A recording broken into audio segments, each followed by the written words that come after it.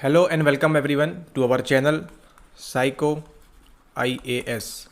So today we will discuss our syllabus of UPSC Psychology Optional for 2023. ये syllabus आपका 17 से continuously चला आ रहा है। इस बार भी इस साल भी कोई चेंजेस नहीं है आपके सिलेबस के अंदर। तो आज हम डिस्कस करने वाले हैं आपका सिलेबस साइकोलॉजी ऑप्शनल के लिए एंड देन नेक्स्ट वीडियो में हम देखेंगे what should be the right strategy to follow, because last year हमने देखा कि जितने भी लोगों ने साइकोलॉजी ऑप्शनल लिया था उसमें से mostly they got failed in prelims. ठीक है, तो ये आपके लिए एक अलर्ट है, थोड़ा सा आप सावधान रहिए कि आपको प्रीलिम्स पे भी अपने अच्छे से फोकस करना है। इस तरह से ट्रीट नहीं करना है प्रीलिम्स को कि हाँ हो जाएगा एंड हम कर लेंगे। You have to focus on prelims also as well as psychology also. और रही बात साइकोलॉजी की, तो साइकोलॉजी की आप टेंशन छोड़ दीजिए जब तक आप हमारे साथ हैं, हमारे वीडियोज़ देख रहे हैं, आंसर राइटिंग कर रहे हैं, फॉलो कर रहे हैं। ठीक है, तो आप मनोविज्ञान की टोटली टेंशन छोड़ दीजिए। आपका फर्स्ट और प्रीमियर स्टेप क्या होना चाहिए कि आप किसी तरह से जो प्रीलिम्स की क्रूशियल स्टेज है उसको आप पार करें and then we will look into psychology और उसमें जो आपका बेटरमेंट हो सकता है उसके लिए। ठीक है, ओके, तो चलते हैं अपने कंप्यूटर स्क्रीन पे और देखते हैं साइकोलॉजी ऑप्शनल का सिलेबस। ऑलराइट, तो ये जो सिलेबस है आपका इंग्लिश CSP 2017 को आप PDF आपका डाउनलोड किया है UPSC की वेबसाइट से, वही सेम सिलेबस आप देख रहे हैं। यहाँ पे आपको दिया हुआ है साइकोलॉजी में पेपर 1। आपके बता दें यहाँ पे, अगर आपको नहीं मालूम है तो दो टाइप के पेपर होते हैं, पेपर 1 एंड पेपर 2। पेपर 1 में आपके फाउंडेशंस ऑफ साइकोलॉजी पूछी जाती है ना, और पेपर 2 में क्या होता है, पेपर 2 में होता है आपका एप्लीकेशंस, किस तरह से हम उसको रियल लाइफ में एप्लीकेट कर सकते हैं, ये चीज़ें उसमें पूछी जाती हैं। ठीक है, हमको देखने को मिलते हैं 14 बेसिक टॉपिक्स, 14 टॉपिक्स पेपर 1 के अंदर एंड 14 टॉपिक्स पेपर 2 के अंदर। ऑलराइट, ओके, सबसे पहले देखते हैं पॉइंट नंबर 1, यहाँ पे दिया हुआ है इंट्रोडक्शन। सबसे पहले आपको क्या कराएंगे, साइकोलॉजी से परिचित करवाएंगे कि what is psychology, what is मनोविज्ञान, किस तरह से ये काम करता है, ये सब बातें। ठीक है, सबसे पहले आएगा आपका डेफिनेशन ऑफ साइकोलॉजी। इसमें स्टार्ट होंगे आपके स्कूल्स आएंगे सभी, historical antecedents of psychology and trends in 21st century. ठीक है, इसमें क्या होगा आपका कि हाउ स्ट्रक्चरलिज्म आया, गेस्टाल्ट कैसे आया, ठीक है, ह्यूमनिस्टिक अप्रोच कैसी आई, साइको एनालिसिस किस तरह से आया, ये सब चीज़ें किसके अंदर होंगी, इन टॉपिक्स के अंदर होंगी। जिसमें आपको डेफिनेशन बताई जाएगी, क्या ये सोल की स्टडी है, क्या ये केवल माइंड की स्टडी है, या केवल ये बिहेवियर की स्टडी है, या ये अनकॉन्शियस की स्टडी है। इतने सारे जो विषय वस्तु हैं, जो भी डेफिनेशंस हैं, उनके बारे में हम बात करेंगे इसके अंदर।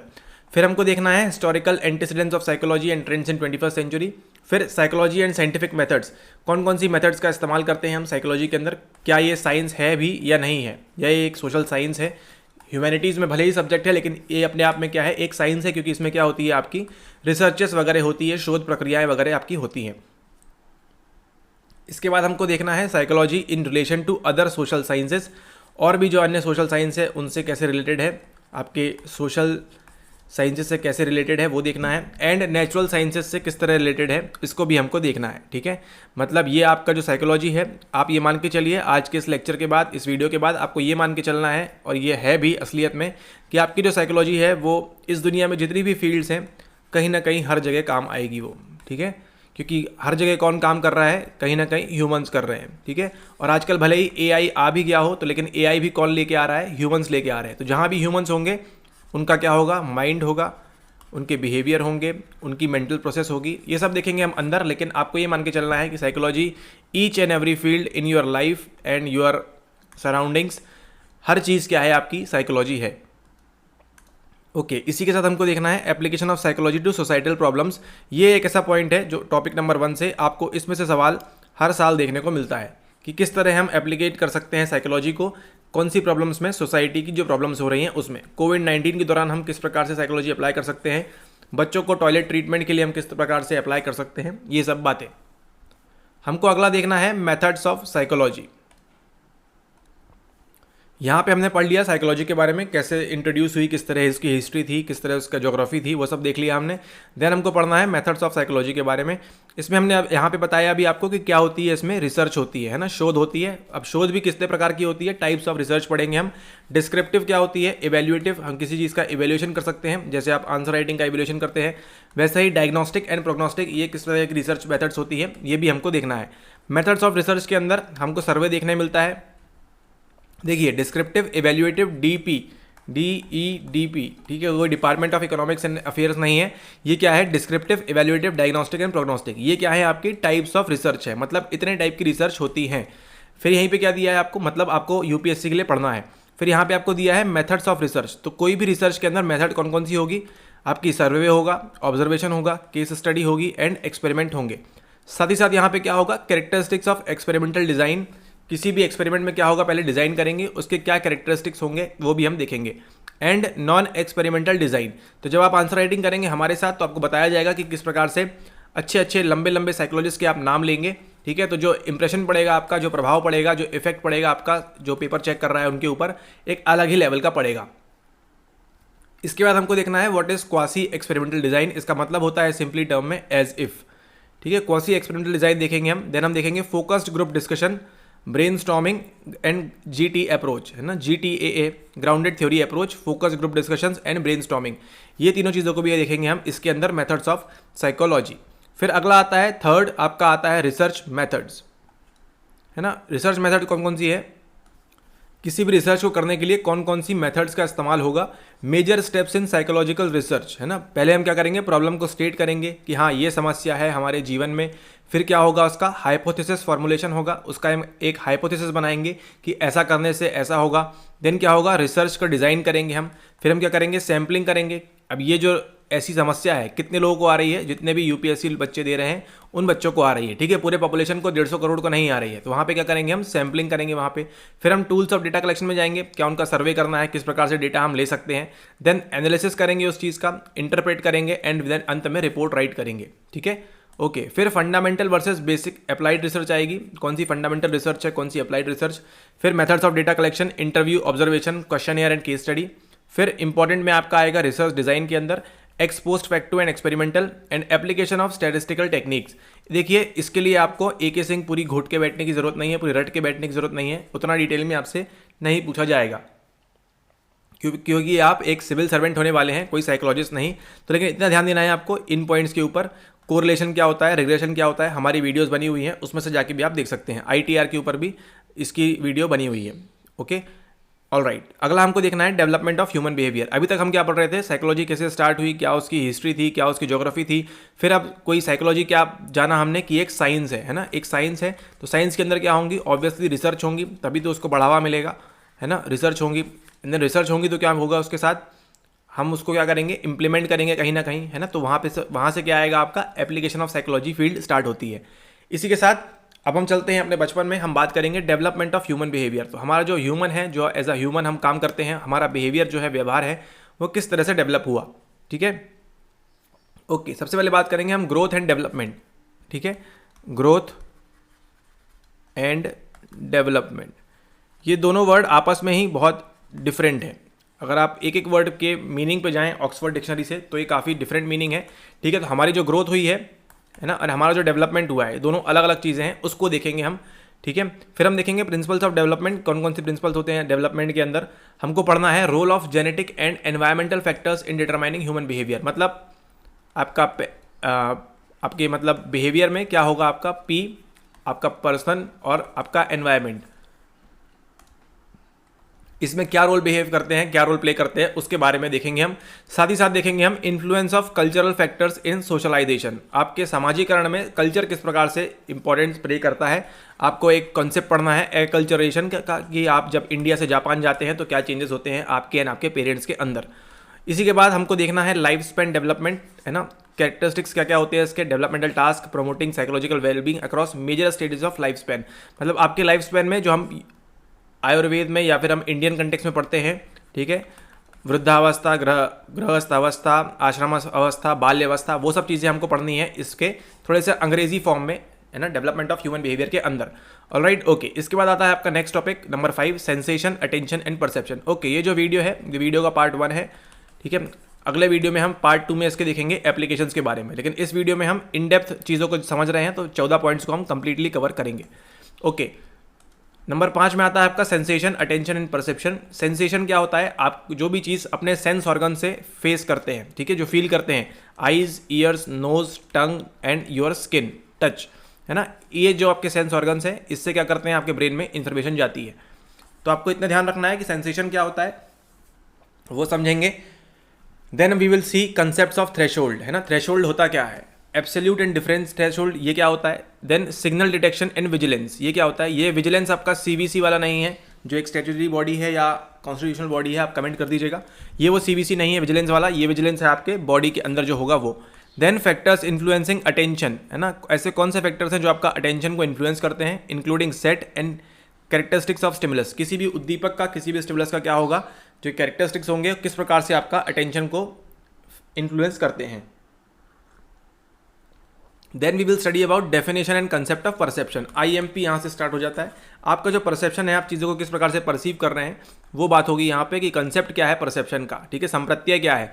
Then biological factors in perception, कौन कौन से बायोलॉजिकल फैक्टर्स हैं हमारे परसेप्शन के लिए। इसमें से सवाल देखने मिलता नहीं है, लेकिन हाँ फिर भी पढ़ेंगे इसको हम। Perceptual organisation, influence of past experience, ठीक है, आपके परसेप्शन में पास्ट एक्सपीरियंस क्या रोल प्ले करेगा, उसकी बातें होंगी यहाँ पे। Then we will look into this thing, our perceptual defence factor influencing space and depth perception. IMP यहाँ से हो जाता है स्टार्ट। स्पेस और डेप्थ का परसेप्शन किस प्रकार से करते हैं हम, यहाँ पे बात होगी। Size estimation and perceptual readiness, इसी के अंदर हम पढ़ेंगे गेस्टाल्ट के बारे में, है ना, गेस्टाल्ट, सॉरी इंक पतली हो गई, गेस्टाल्ट के बारे में पढ़ेंगे हम। गेस्टाल्ट में क्या होगा, आपके जो कर्ट कॉफका और वो सब नाम आपको बताए थे। द प्लास्टिसिटी ऑफ परसेप्शन, क्या परसेप्शन प्लास्टिक है, इस पे से सवाल आई थिंक आया हुआ है, एक डायरेक्टली सवाल था कि अवर परसेप्शन इज प्लास्टिक और व्हाट समथिंग लाइक दैट, ठीक है। इसी के बाद हमको ये एक्स्ट्रा चीज़ें पढ़नी है, extra sensory perception, culture and perception किस प्रकार से काम करेगा, एंड सबलिमिनल परसेप्शन के बारे में हमको देखना है। तो ये था आपका टॉपिक नंबर 5। अब चलते हैं टॉपिक नंबर 6 के ऊपर, ये क्या कहता है यहाँ पे, इसको देखते हैं। टॉपिक नंबर 6 है आपका लर्निंग।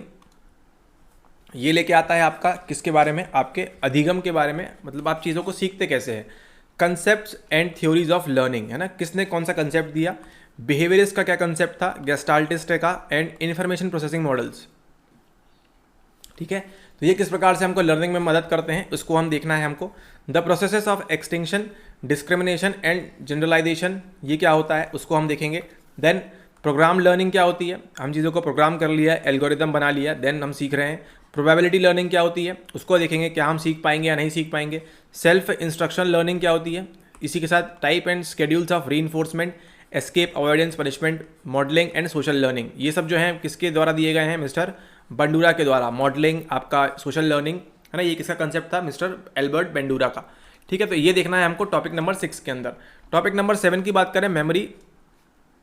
तो अच्छी मेमोरी सभी को चाहिए होती है, आपको भी चाहिए, हमको भी चाहिए, इस दुनिया में जितने भी लोग हैं अच्छी मेमोरी सभी को चाहिए। लेकिन इस टॉपिक को पढ़ने के दौरान आपको समझ में आएगा कि मेमोरी होने से बस कुछ नहीं होता, मेन क्या होता है, मेन होता है आपका विस्मरण, है ना, फॉरगेटिंग। आप कितना भूल रहे हैं वो डिपेंड करेगा कि आपकी मेमोरी कितना अच्छी है। तो हमको पढ़ेंगे मेमोरी में एनकोडिंग एंड रिमेंबरिंग, किस तरह से हम चीज़ों को एनकोड करें एंड याद रखें, ठीक है। जैसे भी आपको क्या बताया था, DEDP, ठीक है। ये क्या था, यहाँ पे descriptive, evaluative, diagnostic and prognostic, ठीक है। तो एनकोडिंग किस प्रकार से एनकोड करना है मेमोरी को, एनकोडिंग कैसी होगी, हमेशा आपके सेंसरी इनपुट से होगी। फिर short term memory, STM, Ghajini वाला। Long term memory, sensory memory क्या होती है, इसी मुझे बताया आपको, sensory memory. And then iconic memory, sensory memory के अंदर या क्या मिलेगा आपको, आइकॉनिक मेमोरी मिलेगी, इकोइक मेमोरी मिलेगी। Then multi store model, Atkinson Shiffrin का, लेवल्स ऑफ प्रोसेसिंग, ठीक है। हमको डीप प्रोसेस करना है या ऊपर ऊपर शैलो लर्निंग करनी है, या फिर हमको ऑर्गेनाइजेशन देखना है हमको। एंड निमोनिक टेक्निक्स, सवाल इसमें से आया है, टू इम्प्रूव मेमोरी, मेमोरी को कैसे इंप्रूव करें, ठीक है, उसके बारे में पढ़ना है कि कैसे हम ऑर्गेनाइज कर सकते हैं निमोनिक्स को and all that. Then theories of forgetting में पढ़ना है हमको DK, interference and retrieval failure, इन थ्योरीज के बारे में पढ़ेंगे। देन हम पढ़ेंगे मेटा मेमोरी के बारे में, बीमारी जो होती है एमनीशिया, एंट्रोग्रेड एंड रेट्रोग्रेड एमनीशिया, ये क्या होता है, इसको भी पढ़ना है हमको किसके अंदर, आपके मेमोरी टॉपिक के अंदर। इसी के साथ साथ कई सारी डिजीज़ हैं आपकी, पार्किंसन वगैरह, वो सब आगे आएंगी आपको। देन हमको पढ़ना है थिंकिंग एंड प्रॉब्लम सॉल्विंग के बारे में, टॉपिक नंबर 8। यहाँ पे एंट्री होगी किसकी, मिस्टर आपके जीन पियागेट की एंट्री होगी, पियागेट्स थ्योरी ऑफ कॉग्निटिव डेवलपमेंट, ठीक है। आपका जो कॉग्निशन है, आपका जो संज्ञान है, किस प्रकार से डेवलप हुआ है, उसके बारे में बात होगी। कंसेप्ट फॉर्मेशन प्रोसेसेस, आप किस तरह से कंसेप्ट फॉर्म करते हैं। आपको मालूम है शी इज़ अ कैट, ठीक है, लेकिन कैट का कंसेप्ट क्या है, आपको उसके 4 पैर होंगे, 4 पैर तो डॉग के भी होते हैं, ठीक है। उसकी 2 आँखें होंगी, 2 आँखें तो डॉग की भी होती हैं, उसकी एक पूँछ होगी, but how we form a concept, वो सब बातें करेंगे इसके अंदर। Then information processing, reasoning and problem solving, ठीक है। जो आपको दिक्कत देता है कहाँ पे, ये टॉपिक आपको देता है दिक्कत कहाँ पे देता है, प्लीज़ बताइए। ये दिक्कत देता है आपको सी सेट के अंदर, ठीक है, रीजनिंग एंड प्रॉब्लम सॉल्विंग। तो वही हमको पढ़ना है किस तरह से हम प्रॉब्लम तक पहुंच सकते हैं। Facilitating and hindering factors in problem solving, तो कोई भी समस्या का समाधान करने के लिए कौन सा फैक्टर्स हैं जो उसको क्या करते हैं, फैसिलिटेट करते हैं, मतलब मदद करते हैं, एंड हिंडर करते हैं कि प्रॉब्लम सॉल्विंग नहीं हो पाएगी, ठीक है। वहाँ पे मेंटल सेट वगैरह कई सारी चीज़ें आएंगी, उसको भी हम कवर करेंगे। देन हम देखेंगे मेथड्स ऑफ प्रॉब्लम सॉल्विंग, कौन कौन सी मेथड्स हैं। इसी के अंदर आएगी आपकी creative thinking and fostering creativity. Then we will look into factors influencing decision making and judgement, ठीक है। हमारा जो डिसीजन मेकिंग है एंड जजमेंट है, करूँ या नहीं करूँ, इसमें कौन से फैक्टर्स आते हैं, इन्फ्लुएंस करते हैं, उसको देखेंगे। एंड रिसेंट ट्रेंड्स के बारे में बात करेंगे। अगला टॉपिक आता है आपका motivation and emotion, most IMP, जो सबसे पहले कराते हैं अपने कोर्स के अंदर, क्योंकि ये बहुत ज़्यादा इंपॉर्टेंट है, आपको मोटिवेटेड होना बहुत ज़रूरी है। मोटिवेशन एंड इमोशन की बात करें, psychological and physiological basis of motivation and emotion, इसी के अंदर हमारा निमोनिक है HST, ठीक है। वो किस तरह से काम करता है, ये हो गया आपका फिजियोलॉजिकल बेस। और साइकोलॉजिकल बेस में क्या होगा, आपके माइंड में जो भी चीज़ें चल रही हैं उसके बारे में बात करेंगे, कौन कौन से बेसिस हैं। यहीं पे हम बात करेंगे मेजरमेंट ऑफ मोटिवेशन, किस प्रकार से मोटिवेशन को मेजर किया जा सकता है, एंड इमोशन को भी मेजर किया जा सकता है। Effects of motivation and emotion on behaviour, हमारा मोटिवेशन और इमोशन का हमारे बिहेवियर के ऊपर क्या प्रभाव पड़ेगा, उसको देखना है हमको UPSC सिलेबस के अंदर। Then extrinsic and intrinsic motivation क्या होता है, उसकी बात करनी है। फैक्टर्स इन्फ्लुएंसिंग इंट्रिंसिक मोटिवेशन, ऐसे कौन से फैक्टर्स हैं जो क्या करते हैं, आपके इंट्रिंसिक मोटिवेशन को इन्फ्लुएंस करते हैं, ठीक है। Maybe family, friends, dear ones, ठीक है, कोई भी हो सकते हैं जो क्या करेंगे, आपके इंट्रिंसिक मोटिवेशन को क्या करेंगे, आपको इन्फ्लुएंस करेंगे। जैसे आपको डियर वंस की बात करें तो आपको पिक्चर याद आनी चाहिए, आपको शादी में ज़रूर आना, ठीक है। वो मूवी से क्या था, उस जो लड़का था उसको क्या मिल गया, इंट्रिंसिक मोटिवेशन को इन्फ्लुएंस मिल गया। Then emotional competence and the related issues, ये इसको भी देखेंगे। देन यहाँ से कहानी घूमती है थोड़े से टफ पॉइंट्स के ऊपर, ठीक है। Intelligence and aptitude, what is IQ, concept of intelligence and aptitude, आपकी अभिवृत्ति और आपका जो बुद्धि है, ये कंसेप्ट क्या है इसका। Nature and theories of intelligence, इन्हीं थ्योरीज के अंदर किसकी पढ़ना है हमको, स्पीयरमैन की थ्योरी पढ़ना है, Thurstone, Guilford Vernon, Sternberg and JP Das. तो ये जो 4-5 नाम है, इनकी थ्योरीज क्या करनी है आपको, एक इस तरह से चार्ट बनाना है, 1 2 3 4 5, 1 2 3 4 5, then intelligence intelligence intelligence intelligence intelligence, JP Das, Guilford, Vernon, Sternberg and Spearman, Thurstone, ठीक है। इस प्रकार से क्या करना है आपको, बॉक्स बना के इसको अच्छे से लिख लेना है, एंड काटो घोलो लगा लो, इसको अच्छे से पी जाना है आपको, ठीक है। Okay, then emotional intelligence, what is EI, emotional intelligence, इसका कंसेप्ट किसने दिया। देन सोशल इंटेलिजेंस क्या होता है, measurement of intelligence and aptitudes, कौन कौन से IQ डेविएशन होते हैं, कंसिस्टेंसी क्या होती है IQ की। Measurement of multiple intelligence, fluid intelligence and crystallize intelligence, ये क्या होता है, मिस्टर कैटल द्वारा दिया गया। तो ये टॉपिक आपको तब समझ में आएगा जब आपने प्रीवियसली सारे टॉपिक्स, भले ही इसको छोड़ दीजिए, लेकिन हाँ प्रीवियसली सारे टॉपिक्स आपने क्या कर लिए हों, अच्छे से कवर कर लिए हों, ठीक है। तो बिना वो सारे टॉपिक्स कवर किए, let us leave second and third topic for some time, दो सेकेंड और थर्ड टॉपिक को छोड़ के आपको बाकी सारे टॉपिक्स पहले कवर करने हैं नंबर 9 तक, then only you should move to intelligence and aptitude. भले ही आप साइकोलॉजी पहली बार पढ़ रहे हो, या दूसरी बार पढ़ रहे हो, या तीसरी बार पढ़ रहे हो, चौथी बार पढ़ रहे हो, 5वीं बार पढ़ रहे हो, जब भी आप पढ़ रहे हो, जब तक आप इन टॉपिक्स को अच्छे से एक बार थॉरो कवर नहीं कर लेते हैं, समझ नहीं जाते चीज़ें कैसे काम करती हैं, इस टॉपिक पे मत आइए। ओके, ये था डिस्क्लेमर, बाकी आपकी मर्जी, यू आर फ्री विल है ह्यूमनिस्टिक अप्रोच के अंदर, ठीक है। ऑलराइट, देन नेक्स्ट आता है आपका personality, definition and concept of personality. देखिए समझ में तो आ जाएगा आपको, लेकिन जब आप रियल में जाएंगे आंसर लिखने के लिए या समझने के लिए तो काफ़ी दिक्कत होगी आपको, ठीक है। ओके, आपके अच्छे के लिए बता रहे हैं। देन पर्सनैलिटी की बात करें यहाँ पे, पर्सनैलिटी में, व्यक्तित्व में, definition and concept of personality. तो ये लेक्चर्स देखने के बाद, ये पॉइंट्स टॉपिक्स पढ़ने के बाद अपनी बुक से क्या होगा आपको, आपका जो पर्सनैलिटी को लेके होता है, charming personality, handsome personality, beautiful personality, XYZ personality, जो भी आपके पॉइंट्स हैं ये सब क्या होंगे, डिमिनिश हो जाएंगे, ये सब हट जाएंगे, आपको मालूम पड़ेगा कि पर्सनैलिटी ओरिजिनली होती क्या है। फिर थ्योरीज ऑफ पर्सनैलिटी की देखेंगे हम, साइको एनालिटिकल थ्योरी में पर्सनैलिटी को कैसे बताया गया है, सोशियो कल्चरल में कैसे बताया गया है, इंटरपर्सनल में, डेवलपमेंटल में, ह्यूमैनिस्टिक में एंड बिहेवियरिस्टिक में। इन सब लड़कों ने, मतलब इन सब लोगों ने अलग अलग तरीके से बताया है पर्सनैलिटी के बारे में, तो उसको देखेंगे हम कि इसमें क्या क्या अप्रोचेस थी। देन उसी के अंदर हमको आएगा ट्रेट, है ना, trait and type approach, important सवाल आता है आपको UPSC में, ट्रेट एंड टाइप अप्रोच क्या होती है।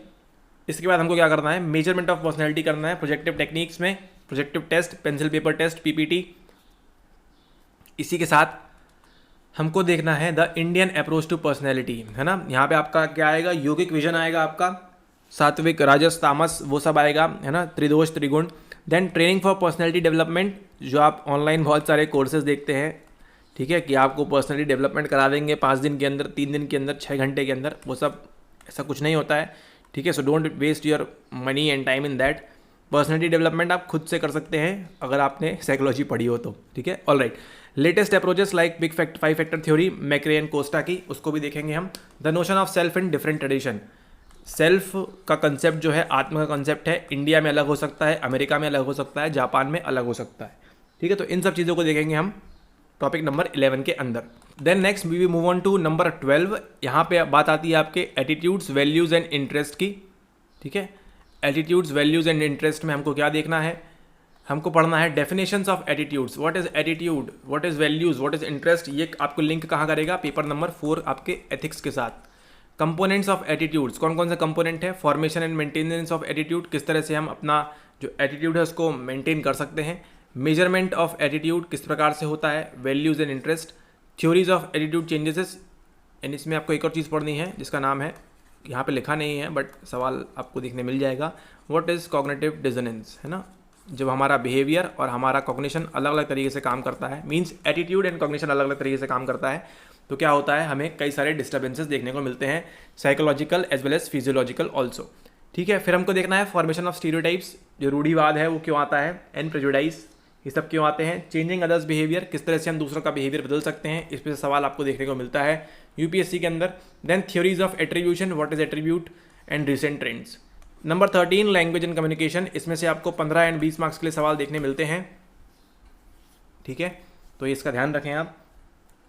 ह्यूमन लैंग्वेज मतलब हम जिस भाषा का प्रयोग कर रहे हैं उसकी प्रॉपर्टीज़ क्या है, ठीक है। इसके अंदर सिंटैक्स होते हैं आपके, है ना, सिंटैक्स होते हैं और आपके सिमेंटिक्स होते हैं, ये सब क्या चीज़ें होती हैं। अभी तक तो यूपीएससी में इस तरह का सवाल नहीं पूछा गया है प्रॉपर्टीज़ को लेकर, लेकिन but we will be prepared कि अगर हमसे पूछ लिया जाए तो हमसे बन जाएगा और हम दूसरों से कहीं ना कहीं 15-20 नंबर ऊपर अच्छा स्कोर कर सकेंगे।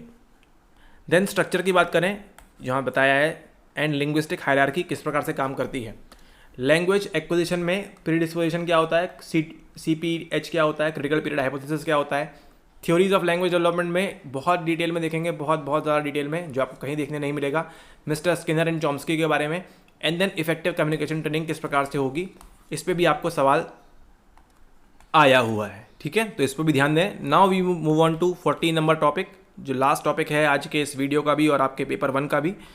14 नंबर टॉपिक में आपको देख रहे हैं, यहाँ पे आपसे क्या पूछ रहा है, आपसे पूछेगा यहाँ पे वो issues and perspective in modern contemporary psychology. आज क्या चल रहा है साइकोलॉजी में, कंप्यूटर एप्लीकेशन आ गए हैं in psychological laboratory and psychological testing. Okay, यहाँ किसकी बात हो रही है, टेस्टिंग की बात हो रही है, मतलब जो IQ वगैरह के टेस्ट, पर्सनैलिटी टेस्ट, इसमें कंप्यूटर किस प्रकार से मदद कर सकता है, ये सवाल पूछ रहे हैं। तो थोड़ा सा यहाँ ध्यान देने लायक है, थोड़ा सा फिशी है यहाँ पे, सब लोग इसमें इस पॉइंट पे अच्छा स्कोर नहीं कर पाएंगे।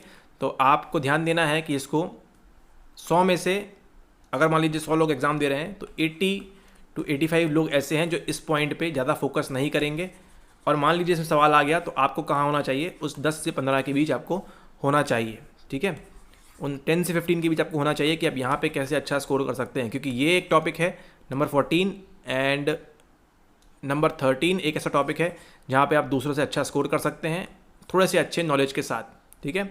ओके, आई नो आपको उतना टाइम नहीं मिलता है यूपीएससी प्रिपरेशन में, बट स्टिल इतना सब आप पढ़ रहे हैं, 28 टॉपिक्स आपको कवर कर रहे हैं, तो इन 2 को भी अगर आप अच्छे से कर लेंगे तो नो डाउट आप दूसरों से क्या मिल जाएगा, आपको एक एज मिल जाएगा।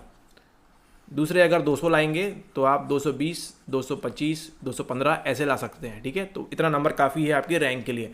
ऑल राइट, देन AI की बात करेंगे हम, आर्टिफिशियल इंटेलिजेंस की, साइबरनेटिक्स ये क्या होता है इसको देखेंगे। देखिए सवाल आया नहीं है लेकिन 17 से दिया हुआ है, अभी तक सवाल नहीं आया, ठीक है। तो अब उनके पास भी क्या हो रहा है, डेटा खत्म हो रहा है। बच्चों से पूछे तो पूछे क्या, हर कोई PYQ करके आएगा तो कैसे काम चलेगा, मतलब सभी एक समान स्कोर करेंगे तो वो 1, 2, 3 नए एलिमेंट कभी भी डाल सकते हैं। So be prepared for that. Study of conscious sleep, है ना, sleep schedules, dreams, stimulus deprivation, meditation, hypnotic drug induced states. तो इसके अंदर क्या होगा, हमको पढ़ना है फ्रॉइड के बारे में, हमको पढ़ना है REM स्लीप के बारे में, है ना। हमको पढ़ना है ड्रीम्स किस तरह से आते हैं, क्यों आते हैं, क्या आते भी या नहीं आते हैं, स्टिमुलस डेप्रिवेशन कब होता है, मेडिटेशन से, योगा से क्या फ़ायदा मिलता है स्ट्रेस में, टेंशन में, हिप्नोटिक ड्रग इंड्यूस स्टेट्स, ऐसे कौन से मेडिसिन हैं जिसके बाद हमको क्या होता है, कुछ ध्यान नहीं रहता, हम ड्रग अब्यूज़ करते हैं, वो सब बातें। देन हमको देखना है एक्स्ट्रा सेंसरी परसेप्शन, हमारे 5 सेंसेस के अलावा क्या कुछ और चीज़ है जो काम कर रही है हमारे परसेप्शन के लिए। इंट्रा सेंसरी परसेप्शन, ये क्या होता है, एंड सिमुलेशन स्टडीज़, और कौन कौन सी स्टडीज़ चल रही हैं इसके अंदर, वो देखेंगे हम टॉपिक नंबर 14 में। Okay, all right. सो इतना ही था आज के वीडियो के लिए। अगले वीडियो में मिलेंगे तो हम बात करेंगे पेपर 2 की, साइकोलॉजी इश्यूज एंड एप्लीकेशंस। ठीक है, इसमें भी अगेन 14 पॉइंट्स पढ़ने हैं आपको, तो उसको भी हम इन डेप्थ में डिस्कस करेंगे जैसा अभी डिस्कस किया। आई होप आपको वीडियो अच्छी लगी हो तो लाइक कर दीजिएगा, शेयर कर दीजिएगा अपने फ्रेंड्स के साथ ताकि उनको भी प्रॉपर नॉलेज मिल सके। All right, and then subscribe तो अभी तक कर लिया होगा, नहीं किया है फर्स्ट टाइम देख रहे हैं तो कर लीजिए। And thanks for watching the video. Have a nice day ahead. Soon we will meet with paper 2 discussion for 2023. जितने भी पॉइंट्स आपको ऊपर बताए गए हैं, अगर आपको हमारे साथ ज्वाइन करना चाहते हैं तो हमारे कोर्स के अंदर भी ज्वाइन कर सकते हैं, नहीं करना चाहते हैं तो भी अच्छी बात है। आप क्या कर सकते हैं, जितने भी ऊपर पॉइंट्स बताए हैं उनको नोट कर लीजिए कहीं पे, एंड देन अपनी स्टडी उसके अकॉर्डिंगली फॉलो करिए या फोकस करिए अपनी स्टडी के ऊपर। ठीक है, all right, thank you and have a nice day ahead, take care.